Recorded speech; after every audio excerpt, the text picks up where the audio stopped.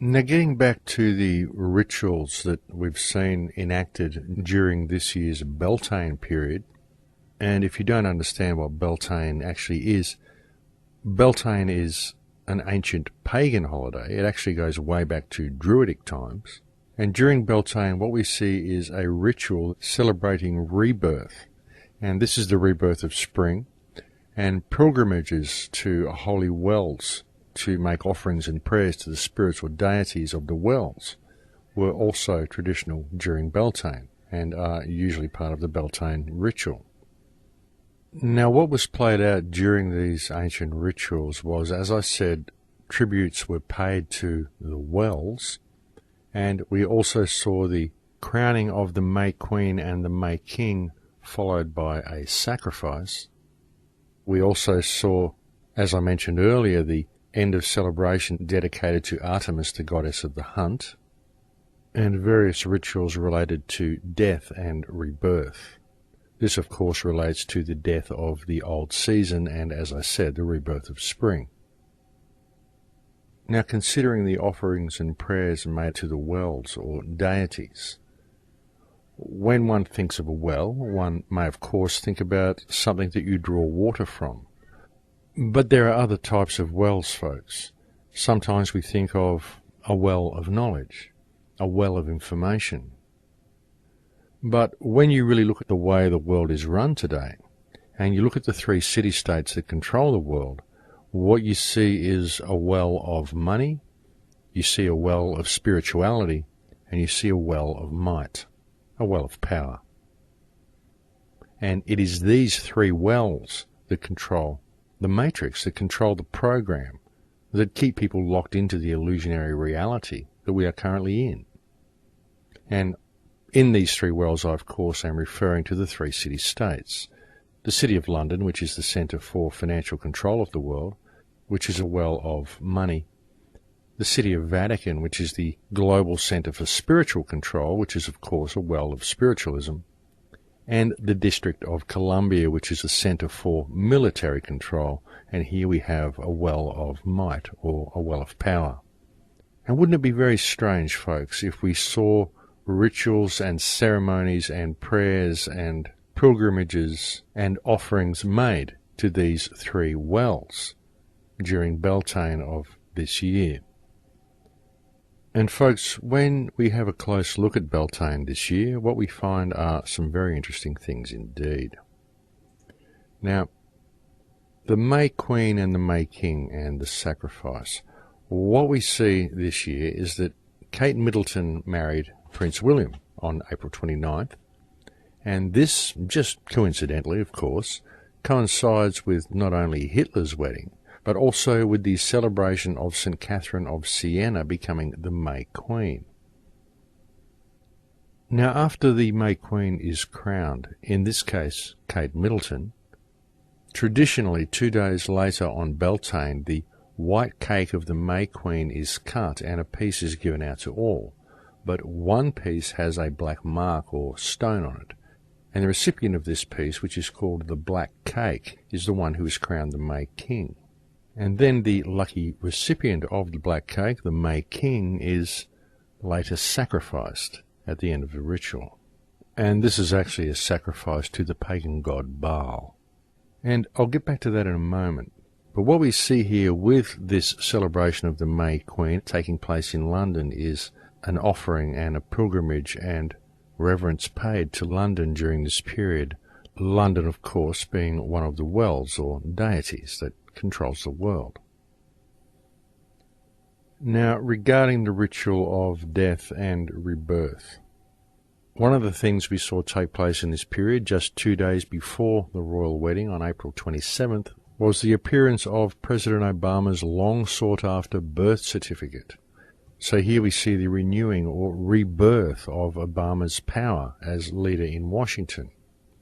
And right on cue on Beltane this year, on May 1st, we also saw the rebirth of Pope John Paul when he was risen again from the grave and reborn as a saint and beatified in the Vatican.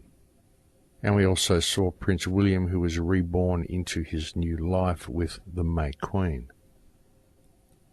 So in the Obama birth certificate incident, we see a celebration dedicated to one of the wells, of course being the Center for Military Control, the District of Columbia and Well of Might or Power. In the beatification of Pope John Paul to sainthood, we see a pilgrimage and prayers and offerings made to yet another of the wells in the form of Vatican, the well for spirituality, or at least for the control of spirituality. And we also see a rebirth ritual for Prince William at the other well, London, the Centre for Financial Control and the Well of Money. Now, regarding the third main ritual of Beltane, which is the end of celebration dedicated to the goddess of the hunt, what we saw was the reborn leader, President Obama, suddenly proclaim the end of the hunt of the world's greatest villain, Osama bin Laden.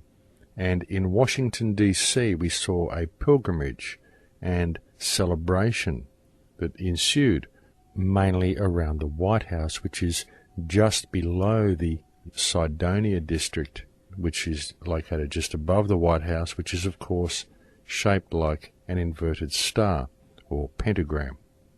So again, we see the third main ritual of Beltane taking place, and we also see a pilgrimage and a celebration and an offering made to one of the wells. Now, folks, you've got to understand how these rituals work and how they need the energy of the population to power the ritual, because it's all about energy harvesting.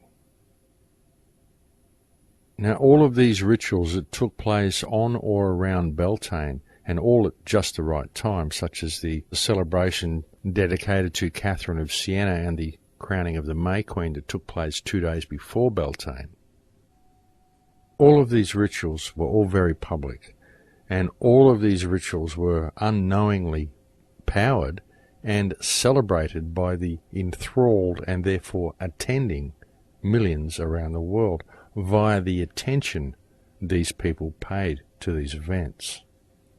And all of those who attended either in spirit or personally the wedding of William and Kate, all those who are celebrating the victory over bin Laden's death, and all who are in a state of fear and paranoia over the possibility of a new false flag attack, are all playing right into the hands of the architects of the New World Order.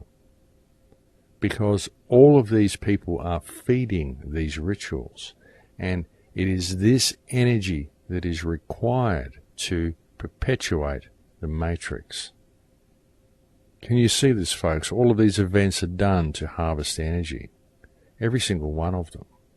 And of course, it may not yet be over. And I return now to the celebration of the May Queen and the May King and the sacrifice.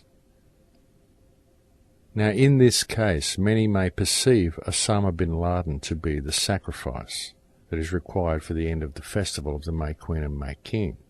But then I don't recall Osama bin Laden eating the traditional black cake. But very interestingly, at the royal wedding, it just so happens that William enjoyed a special groom's cake this year. Apart from the rest of the crowd, it was a black cake that was the same type of cake that was favoured by his mother Diana. And so this would indicate that Prince William is the May King.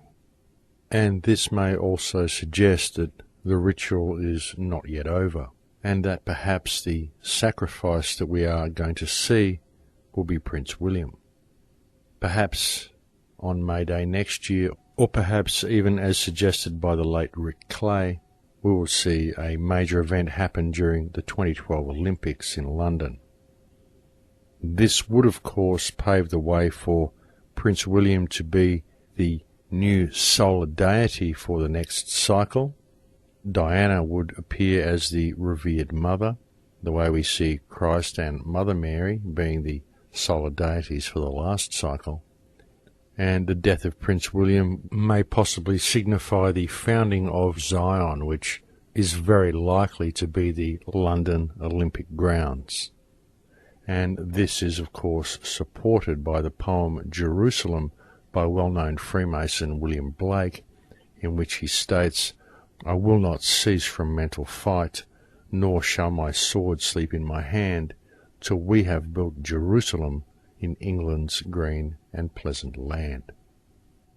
The word Zion itself translates as New Jerusalem, and after the amount of depleted uranium that's been dropped on Gaza, I certainly can't see them attempting to found any type of New Jerusalem anywhere near the vicinity of Old Jerusalem.